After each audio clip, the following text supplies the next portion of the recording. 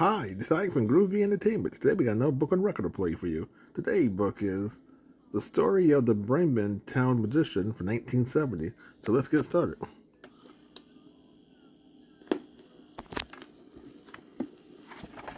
This is a Disneyland original little long-playing record, and I am your story reader.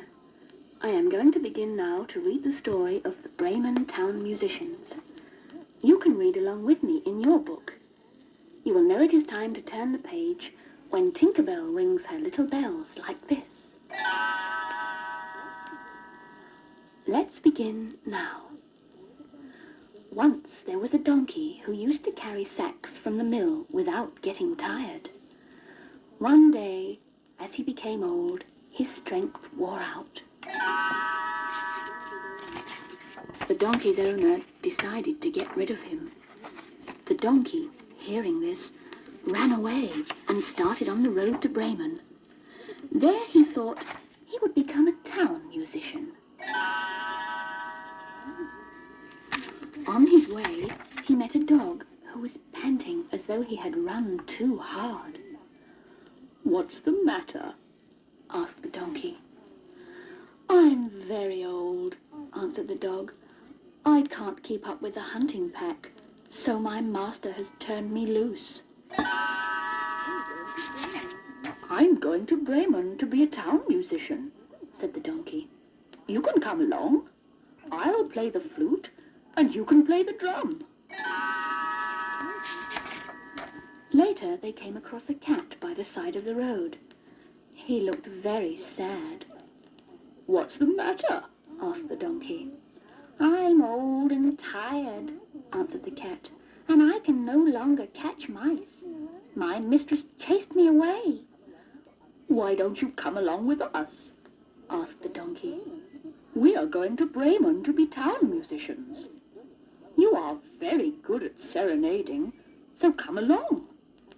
The cat agreed and joined them. Next, the runaways passed a farmhouse. There was a rooster on the roof, crowing with all his might. "What's the matter?" asked the donkey.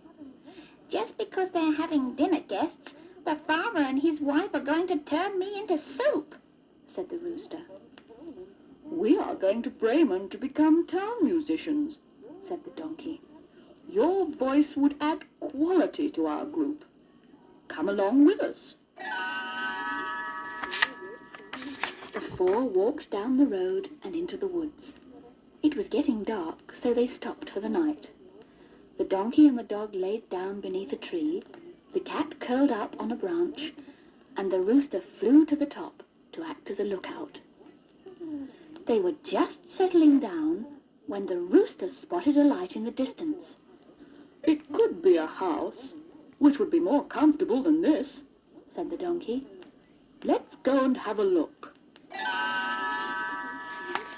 They set off towards the light, and when they arrived, they found themselves at a robber's den. The donkey peeped through the window.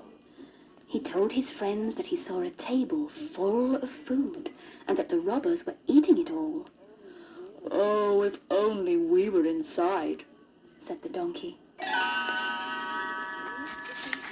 The animals put their heads together and hit upon a plan.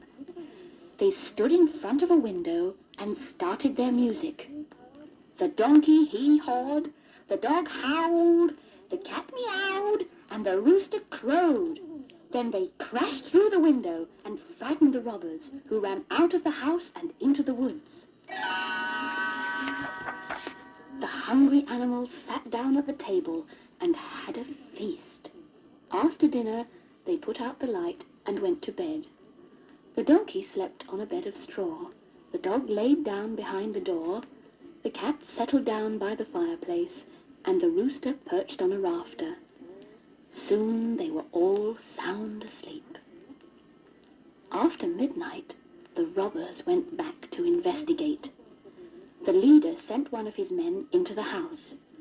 He went into the kitchen to light a lamp, and thinking that the cat's glowing eyes were hot coals in the fireplace, he held a match close to them to light it. The cat jumped at the robber, scratching and hissing. The robber tried to run away through the back door, but the dog jumped up and bit his leg. As he ran across the pile of straw, the donkey gave him a sound kick with his hind legs, while the rooster screeched his cock-a-doodle-doo from the rafters. The robber ran back to his leader and said that there was a horrible witch in the house who breathed fire on him and scratched him with long fingernails. There was a man behind the door who stabbed him with a knife, and close by was a black monster who hit him with a club. On the roof was a terrible ogre who screamed at him, so he had run out as fast as he could. The robbers didn't dare return to the house, which pleased the Bremen musicians very much, and they stayed there forever.